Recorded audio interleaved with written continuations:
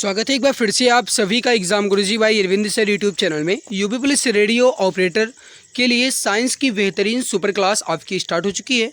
फिलहाल मैं आपको बता दूं कि इसके पहले हमारी बहुत सारी क्लासेस हुई हैं। मैं हर वीडियो में बताता हूं क्योंकि कुछ ऐसे बच्चे होंगे जो नए आए हैं, तो उनको बता दें कि इसके पहले जितनी भी क्लासेस हुई हैं अगर आप उसे देखना चाहते हैं तो चैनल की प्लेलिस्ट में जाइए। UP police assistant operator head operator GK plus science के नाम से प्लेलिस्ट बनी है, वहाँ से आप सभी क्लासेस को देख सकते हैं। जो नए सिरे से शुरुआत हुई है वो हमारी प्रैक्टिस सेट नंबर ये 4 है। इसके पहले की क्लासेस को आप देख सकते हैं प्लेलिस्ट के माध्यम से। चलिए बिना किसी देरी के आज के इस इंपॉर्टेंट वीडियो की शुरुआत करते हैं। देखिए मैं आपको बता दूं कि साइंस के आज जो भी क्वेश्चन हम कंप्लीट करेंगे ये बाइलिंगुअल हैं, यानी कि हिंदी और इंग्लिश दोनों भाषाओं में हैं। ठीक है, तो चलिए शुरू करते हैं। और आगे बढ़ें उससे पहले बता दें कि 5000 प्लस जीके की क्वेश्चंस की ई बुक आप सभी के लिए लॉन्च की गई है, आपके UP police radio operator exam को टारगेट करते हुए। इस ई बुक में आपको history, geography, economic, constitution, science के अंतर्गत फिजिक्स जो कि स्पेशल फॉर रेडियो ऑपरेटर के लिए है, केमिस्ट्री, बायोलॉजी और स्टैटिक जीके के 5000 क्वेश्चंस के साथ एक्स्ट्रा पॉइंट्स आपको मिलेंगी। ई बुक आपकी इमेज एंड कलरफुल है। अगर आप इसे परचेज करना चाहते हैं तो 60% डिस्काउंट के साथ आप मात्र 39 रुपये में इसे खरीद सकते हैं। UPI ID है पूजा BCIT05@OKSBI। इस पर आपको मात्र 39 रुपये पे करना है, या फिर व्हाट्सएप नंबर है 8948667652। इस पर व्हाट्सएप करके भी आप ई बुक को परचेज कर सकते हैं। यहाँ से भी आप अन्य डिटेल्स ले सकते हैं।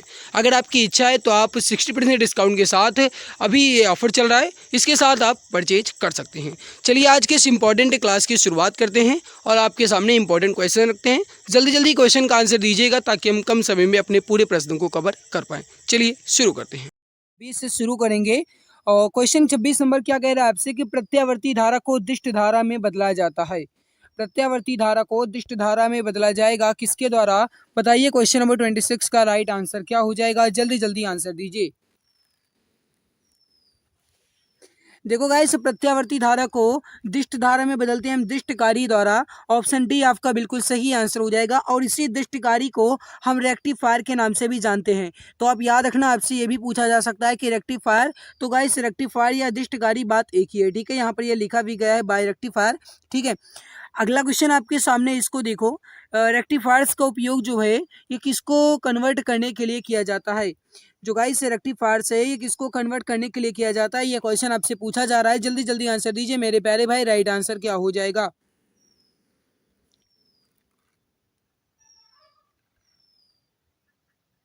देखो याद रखना, क्वेश्चन नंबर 27 का जो राइट आंसर हो जाएगा वो हो जाएगा रेक्टिफायर का जो उपयोग है गाइस ये AC को DC में बदलने के लिए प्रयोग किया जाता है। यानी सही आंसर हो जाएगा आपका ऑप्शन नंबर डी, बिल्कुल करेक्ट हो जाएगा। जो भी प्यारे भाई मित्र यहाँ पर ऑप्शन डी बता रहे हैं बिल्कुल सही हो जाएगा।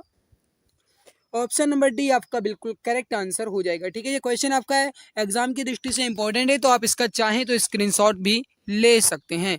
अगला क्वेश्चन आपके सामने है गाइस, शायद 28 नंबर स्किप हो गया, तो चलिए कोई बात नहीं।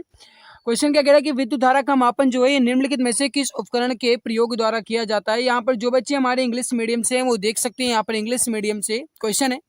The measurement of electric current is done by using which of the following instruments. यानी विद्युत धारा का मापन जो है ये निम्नलिखित में से किस उपकरण के प्रयोग के द्वारा किया जाता है। फटाफट आंसर दीजिए, राइट आंसर क्या हो जाएगा। और आपका ये इंपॉर्टेंट भी है, तो फटाफट आंसर दो मेरे प्यारे भाई, राइट आंसर क्या हो जाएगा। सही आंसर हो जाएगा, इसके लिए हम एमीटर का प्रयोग करते हैं, यानी ऑप्शन ए आपका बिल्कुल सही हो जाएगा। जो भी प्यारे भाई मित्र यहाँ पर ऑप्शन नंबर ए एमीटर बता रहे हैं बिल्कुल करेक्ट आंसर हो जाएगा आपका, परफेक्ट आंसर हो जाएगा एमीटर। अगला आपके सामने क्वेश्चन क्या कह रहा है, इसको देखो। क्वेश्चन है कि विद्युत आवेश का SI इकाई क्या है। विद्युत आवेश का जो SI इकाई या विद्युत आवेश का जो SI मात्रक होता है ये क्या है, आपसे ये पूछा जा रहा है। जल्दी जल्दी आंसर दो मेरे प्यारे भाई, राइट आंसर क्या हो जाएगा, फटाफट आंसर दीजिए। Question number 30।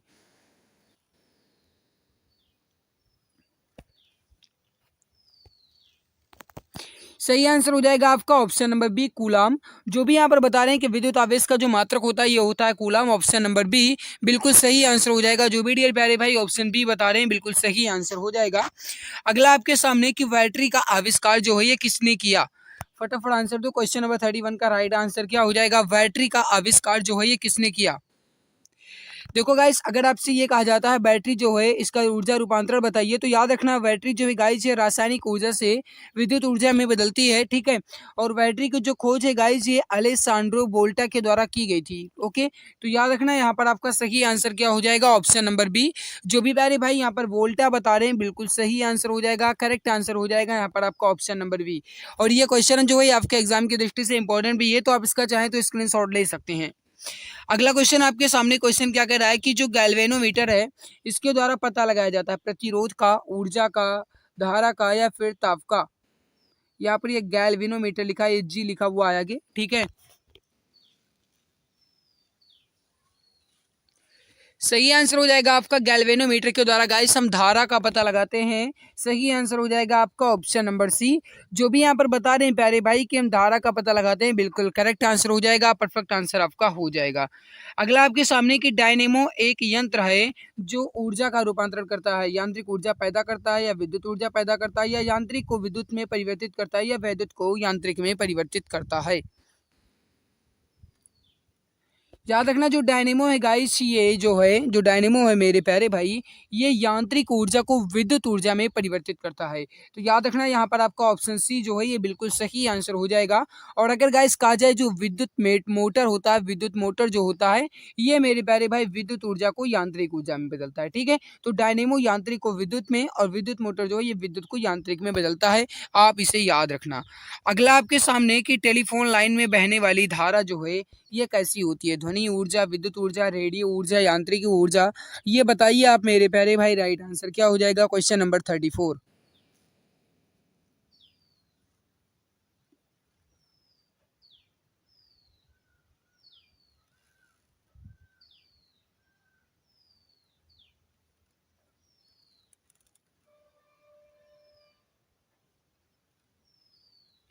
याद रखना यहाँ पर जो आपका सही आंसर हो जाएगा आपका वो हो जाएगा विद्युत ऊर्जा। ऑप्शन बी आपका बिल्कुल सही हो जाएगा। जो भी डियर प्यारे भाई ऑप्शन नंबर बी बता रहे हैं बिल्कुल करेक्ट आंसर हो जाएगा। अगला आपके सामने क्वेश्चन है कि जो गाइज बहुलमापी है इसका प्रयोग किसे मापने के लिए हम करते हैं। बहुलमापी जो है इसका प्रयोग हम किसे मापने के लिए करते हैं, ये आपसे पूछा जा रहा है। जल्दी जल्दी आंसर दीजिए। देखो बहुलमापी वैसे भी आप इसे देखेंगे गाइस तो आप इसे आसानी से समझ सकते हैं। बहुलमापी का मतलब गाइस इसके द्वारा हम धारा, वोल्टता, प्रतिरोध इन सभी का माप या फिर मेजरमेंट कर सकते हैं। ऑप्शन डी आपका बिल्कुल सही आंसर हो जाएगा, ठीक है। मल्टीमीटर या बहुलमापी एक बात है कि है। राइट आंसर हो जाएगा आपका ऑप्शन नंबर डी। जो भी प्यारे भाई मित्र यहाँ पर ऑप्शन डी बता रहे हैं बिल्कुल सही आंसर हो जाएगा।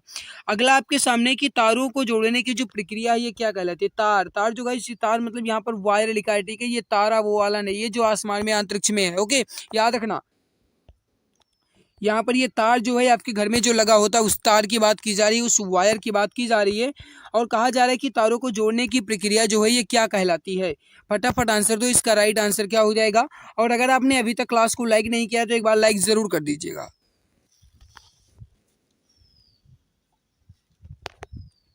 तारों को जोड़ने की प्रक्रिया जो है गाइस ये कंबाइनेशन या फिर संयोजन कहलाती है। ऑप्शन नंबर बी आपका बिल्कुल सही हो जाएगा। जो भी डियर प्यारे भाई ऑप्शन नंबर बी बता रहे हैं बिल्कुल सही हो जाएगा, करेक्ट आंसर आपका हो जाएगा। अगला क्वेश्चन आपके सामने कि जॉर्ज साइमन ओम जिनके सम्मान में हमारे पास प्रसिद्ध ओम नियम है ये किस देश से थे। मतलब गाइस जो जॉर्ज साइमन ओम है जिन्होंने ओम का नियम दिया वो किस देश से संबंधित हैं, ये क्वेश्चन आपसे पूछा जा रहा है। बताइए इसका राइट आंसर क्या हो जाएगा। एग्जाम की दृष्टि से आपका ये इंपॉर्टेंट क्वेश्चन है, तो फटाफट आंसर दो हमारे सभी प्यारे भाई। राइट आंसर क्या हो जाएगा, जल्दी जल्दी आंसर देने की कोशिश कीजिए, फटाफट आंसर दीजिए। राइट आंसर इसका क्या हो जाएगा। याद रखना कहाँ से संबंधित हैं, तो जर्मनी आपका बिल्कुल सही हो जाएगा, करेक्ट आंसर हो जाएगा यहाँ पर आपका ऑप्शन नंबर डी। जर्मनी जो भी बता रहे हैं प्यारे भाई ऑप्शन नंबर डी जो भी बता रहे हैं बिल्कुल सही हो जाएगा, करेक्ट आंसर हो जाएगा आपका ऑप्शन नंबर डी जर्मनी। अगला आपके सामने इसको देखो मेरे प्यारे भाई कि ओम का नियम निम्न में से किसके बारे में सही है। ओम का नियम जो है ये किसके बारे में सही है, रोधी, अर्धचालक, चालक या फिर अतिचालक। इसका आंसर आप बताइए। राइट आंसर क्या हो जाएगा, क्वेश्चन नंबर 39।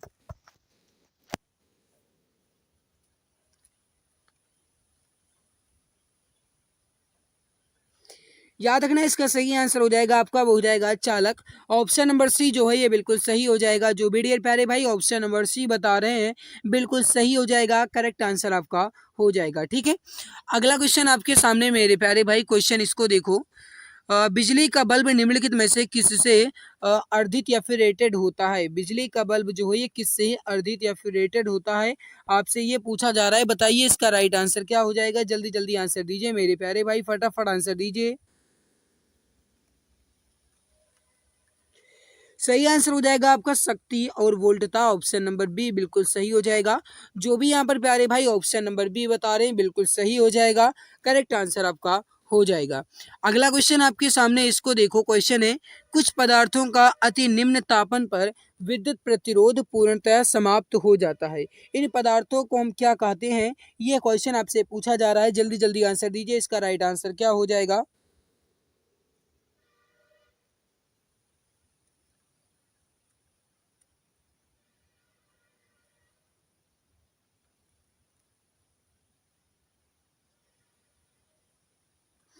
याद रखना क्वेश्चन नंबर 41 का राइट आंसर हो जाएगा, उन्हें हम सेमीकंडक्टर या फिर अर्धचालक कहते हैं।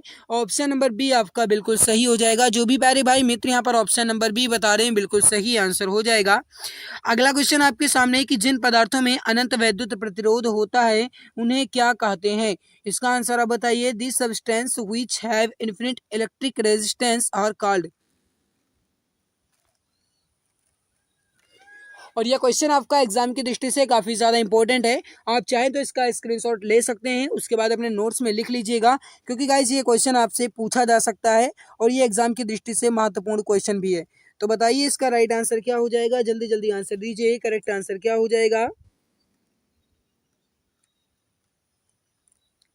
सही आंसर हो जाएगा, उन्हें हम कहते हैं गाइस विद्युत रोधी। ऑप्शन सी आपका बिल्कुल सही हो जाएगा। जो भी प्यारे भाई मित्र यहाँ पर ऑप्शन नंबर सी बता रहे हैं बिल्कुल करेक्ट आंसर हो जाएगा। अगला आपके सामने, इसको देखो कि टेस्ला चुंबकीय जो है गाइस ये किसका यूनिट है? चुंबकीय प्रेरण, चुंबकीय संवेग, चुंबकीय क्षेत्र या फिर चुंबकीय प्रवाह। टेस्ला जो है ये किसकी यूनिट है? इसका आंसर आप बताइए, राइट आंसर क्या हो जाएगा, जल्दी जल्दी आंसर दीजिए, सही आंसर क्या हो जाएगा।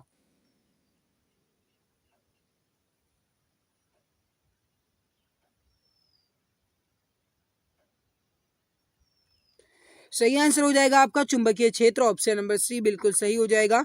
जो भी प्यारे भाई मित्र यहाँ पर ऑप्शन नंबर सी बता रहे हैं बिल्कुल करेक्ट आंसर हो जाएगा। अगला आपके सामने, इसको देखो। चालक का प्रतिरोध जो है ये किससे बढ़ता है? मेरे प्यारे भाई अगर आपने अभी तक क्लास को लाइक नहीं किया है तो एक बार लाइक जरूर कर दीजिएगा और अपने मित्र तक इस क्लास को शेयर जरूर कर दिया करें। गाइस आप शेयर करेंगे, आपके मित्र तक ये क्लास पहुंचेगी और भी बच्चे हमारे साथ जुड़ेंगे तो हमारा भी मन थोड़ा और भी गाइस लगेगा आपको अच्छे ढंग से समझाने के लिए। तो गाइस आप कम से कम क्लास को तो शेयर कर ही दिया करो। तो अपने मित्र तक, जो भी प्यारे भाई बहन अभी तक क्लास को शेयर नहीं किए हैं, वो एक बार शेयर जरूर कर देंगे और जो चैनल पे पहली बार है हमें सब्सक्राइब कर लेंगे गाइस, जिससे आपको बेनिफिट मिलेगा। कोई भी क्लास अपलोड होगी नोटिफिकेशन आपको तुरंत मिलेंगे और गाइस आपको इसका बेनिफिट मिलता रहेगा, आपको हर एक नई जानकारी मिलती रहेगी। तो प्लीज़ आप गाइस चैनल को सब्सक्राइब जरूर कर लीजिएगा, ठीक है। चालक का प्रतिरोध किससे बढ़ता है? लंबाई में वृद्धि होगी, तापमान में वृद्धि होगी, अनुप्रस्थ काट क्षेत्र में जब कमी होगी तब चालक का प्रतिरोध बढ़ेगा। मतलब इनमें से सभी ऑप्शन नंबर सी डी आपका बिल्कुल सही हो जाएगा। जो भी यहाँ पर प्यारे भाई ऑप्शन नंबर डी बता रहे हैं बिल्कुल करेक्ट आंसर हो जाएगा। अगला आपके सामने गाइस, इसको देखो, ये थोड़ा आपका न्यूमेरिकल बेस्ड क्वेश्चन है, हालांकि बहुत इजी क्वेश्चन है, दिमाग लगाएंगे आंसर आपका आसानी से आएगा। क्वेश्चन आपसे क्या कह रहा है, देखो गाइस कि 900 प्रतिरोधक वाले किसी तापक से कितनी ऊष्मा जूल में उत्पन्न होगी यदि इसमें से 0.3 एम्पियर की धारा 10 सेकंड के लिए प्रवाहित की जाए। अब आप भाई गाइस यहाँ पर ऊष्मा वाला फॉर्मूला लगाएंगे, हीट वाला जो फॉर्मूला होता है उसको आप लगाइएगा, आंसर आपका आसानी से आ जाएगा। इसके लिए आप 5 से 7 सेकंड का समय ले लीजिए और आंसर आप बताइए, राइट आंसर क्या हो जाएगा। Question number 45। देखो गाइस यहाँ पर जो आपका फार्मूला लगेगा वो लगेगा हीट वाला जो फार्मूला होता है, H इजकल टू आई का स्क्वायर गुणे जो रेजिस्टेंस है या जो प्रतिरोध है R, और जो गाइस समय लगता है उसका गुणांक, ठीक है। ये आपका फार्मूला लगेगा H is equal to I square R T. यहाँ पर आई स्क्वायर जो है गाइस ये आपका कितना है, मतलब जो गाइस धारा है ये कितनी है 0.3 एम्पियर। रेजिस्टेंस जो है गाइस आपका ये है 900 प्रतिरोधक, और टाइम आपका यहाँ पर दिया गया है 10 सेकंड। ये पूरी गाइस वैल्यू यहाँ पर हम पुट कर देंगे, आंसर आपका आसानी से आ जाएगा। आई स्क्वायर यानी 0.3 एम्पियर का स्क्वायर गुणे आर आपका 900 और गुणे यहाँ पर गाइस आपका जो समय है ये हो जाएगा 10। अगर गाइस 0.3 को आप गुणा करेंगे तो आपका क्या आ जाएगा 0.09 इंटू 900 और यहाँ पर ये 10 हो जाएगा। मतलब गाइस अगर आप इसे यहाँ पर करेंगे तो हो जाएगा आपका कितना हो जाएगा 0.9, एक मिनट 0.09 गुणे 9000 हो गया यहाँ पर। और गाइस अगर आप यहाँ पर ध्यान देंगे तो 9 9 81 यानी हो जाएगा आपका 81,000। और यहाँ पर गाइस आपका एक पॉइंट लगेगा, मतलब नीचे गाइस आप यहाँ पर जीरो लगाएंगे तो जब कट करेंगे तो ये और ये कट जाएगा, मतलब 810 जूल आपका बिल्कुल सही हो जाएगा। जो भी यहाँ पर ऑप्शन नंबर बी बता दे 810 जूल बिल्कुल सही हो जाएगा, करेक्ट आंसर आपका हो जाएगा। अगला क्वेश्चन आपके सामने क्वेश्चन नंबर ये 45 था शायद, हाँ क्वेश्चन नंबर 46 देखिए। इसको देखो गाइस, क्वेश्चन क्या कह रहा है, प्रतिरोध का व्युत्क्रम चालकता है, यदि प्रतिरोध की इकाई ओम है तो चालकता की इकाई क्या होगी। प्रतिरोध का व्युत्क्रम चालकता, गाइस अगर प्रतिरोध की इकाई ओम है तो चालकता की इकाई जो होगी याद रखना गाइस ये होगी 1/ओम। क्या होगी 1/ओम होगी, या फिर जिन्हें आप कहते हो ओम इनवर्स। 1/ओम कहा जाए या ओम इनवर्स कहा जाए बात एक ही है। तो यहाँ पर ओम इनवर्स आपको कहाँ पर दिया गया है, ये बात यहाँ पर ये ओम इनवर्स लिखा हुआ था, ठीक है। इसके लिए गाइस थोड़ा माफ करना है, ये ओम इनवर्स है। ऑप्शन ए आपका बिल्कुल सही हो जाएगा। जो भी प्यारे भाई मित्र यहाँ पर ऑप्शन नंबर ए बता रहे हैं बिल्कुल सही हो जाएगा। अगला देखो क्वेश्चन क्या कह रहा है कि जो प्रवाह तत्व है इसकी इकाई क्या है। वही मेरे प्यारे भाई प्रवाह तत्व जो इसकी इकाई है ओम इनवर्स ही होगी, मतलब यहाँ पर आपका ऑप्शन ए ही आपका बिल्कुल सही हो जाएगा। जो भी यहाँ पर ऑप्शन नंबर ए बता रहे हैं बिल्कुल करेक्ट आंसर हो जाएगा। अगला देखो गाइज ये आपका न्यूमेरिकल बेस्ड क्वेश्चन है, बहुत ही इजी क्वेश्चन है, दिमाग लगाएंगे आपका आंसर जो है ये बहुत आसानी से आएगा, थोड़ा दिमाग लगाना है। 4 किलोग्राम द्रव्यमान वाली किसी वस्तु पर बल लगाने से उसका वेग 5 सेकंड में 15 मीटर प्रति सेकंड से 25 मीटर प्रति सेकंड हो जाता है। लगाए गए बल की गणना न्यूटन में ज्ञात कीजिए। इसको गाइज आप आंसर बताइए और इसके लिए आप समय ले लीजिए और आप गाइज इसे हल करने की कोशिश कीजिए, क्योंकि ये क्वेश्चन आपका एग्जाम की दृष्टि से इंपॉर्टेंट है।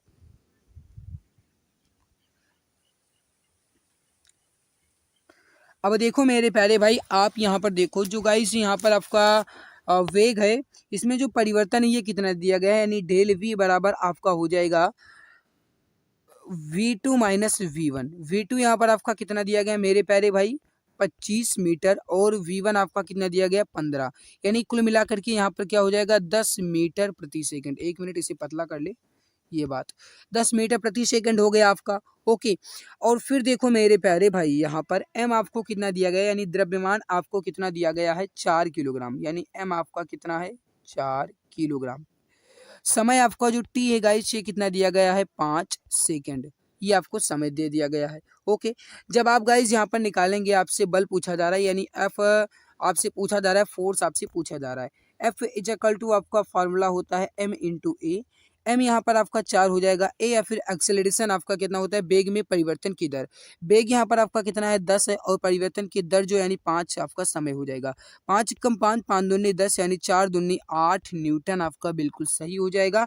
जो भी प्यारे भाई यहाँ पर ऑप्शन नंबर बी 8 न्यूटन बता रहे हैं बिल्कुल करेक्ट हो जाएगा, सही आंसर हो जाएगा आपका ऑप्शन नंबर बी। ये क्वेश्चन आपके एग्जाम की दृष्टि से इंपॉर्टेंट है, तो आप इसका स्क्रीनशॉट ले लेना और इसे एक बार फिर से लगा लेना, ओके। अगला देखो गाइस ये भी आपका न्यूमेरिकल बेस्ड क्वेश्चन है, हालांकि बहुत इजी है। इसमें आपसे पूछा गया है गाइस काइनेटिक एनर्जी या फिर गतिज ऊर्जा। कहा गया है कि जो 20 किलोग्राम द्रव्यमान की वाली वस्तु की जो गतिज ऊर्जा है इसको जूल में ज्ञात करना है, और वेग आपको 4 मीटर प्रति सेकंड दिया गया है, यानी v आपको दिया गया है गाइस वो दिया गया है 4 मीटर प्रति सेकंड, और आपको यम दिया गया है वो दिया गया है 20 किलोग्राम, ठीक है। अब आप सभी जानते हैं गाइस की जो काइनेटिक एनर्जी होती है या गतिज ऊर्जा होती है ये होती है k बराबर 1/2 mv²। तो यहाँ पर 1/2 m आपका हो जाएगा 20 और v स्क्वायर यानी 4 का स्क्वायर, ठीक है। तो 2 ही कम 2 2 धामा 20 और हो जाएगा यहाँ पर आपका 4 चौके 16 और 10 यानी 16 धामा 160 जूल आपका बिल्कुल सही हो जाएगा। जो भी यहाँ पर प्यारे भाई ऑप्शन नंबर सी 160 जूल बता रहे हैं बिल्कुल करेक्ट आंसर हो जाएगा, परफेक्ट आंसर आपका हो जाएगा। ये भी क्वेश्चन आपका इंपॉर्टेंट है, तो आप भी इसका स्क्रीनशॉट ले लेना, क्योंकि आपके एग्जाम में ये क्वेश्चन पूछा जा सकता है। अगला देखो ये भी आपका न्यूमेरिकल क्वेश्चन है गाइस, जिसमें भी आपको बल के गणना करनी है और ये भी आपका उसी प्रकार से लगेगा जिस प्रकार से गाइस इसके पहले आपने 49 नंबर वाला क्वेश्चन लगाया है। आप इसे देखिए और आंसर बताइए, राइट आंसर क्या हो जाएगा। पहले आप इसका आंसर बताएंगे फिर आगे हम बताएंगे, पहले आप बताइए।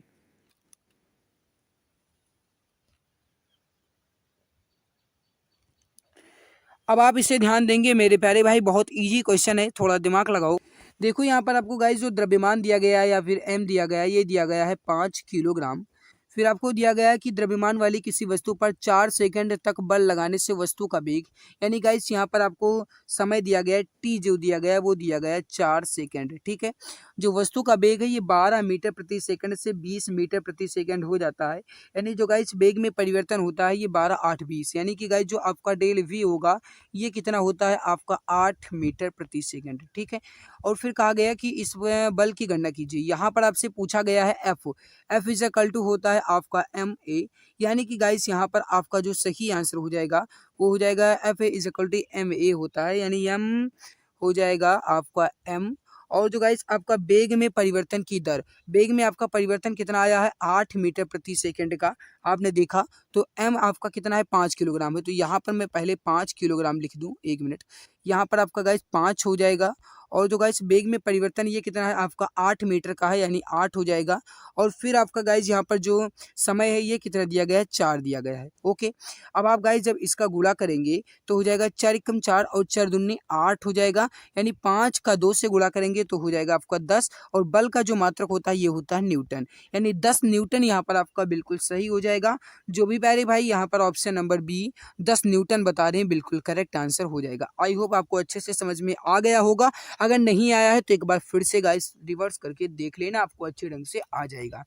अगला क्वेश्चन देखो, ये भी गाइस आपका थोड़ा ये भी इंपॉर्टेंट ही क्वेश्चन है। कहा गया कि यदि वस्तु का त्वरण समान रूप से परिवर्तित हो रहा है तो इसका अंतिम वेग जो है ये किसके बराबर होगा।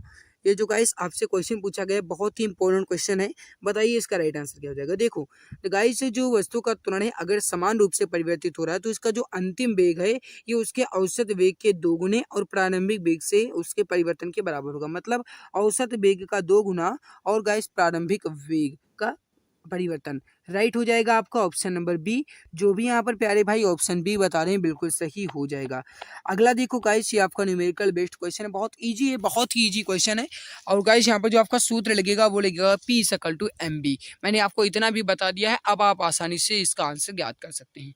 आपसे मोमेंटम पूछा गया है, सवाल आपसे कहा गया कि 18 किलोग्राम द्रव्यमान की कोई वस्तु है जो कि 6 मीटर प्रति सेकंड की वेग से गति कर रही है। आपको इसका संवेग ज्ञात करना है, बताइए इसका राइट आंसर क्या हो जाएगा, जल्दी जल्दी आंसर दीजिए।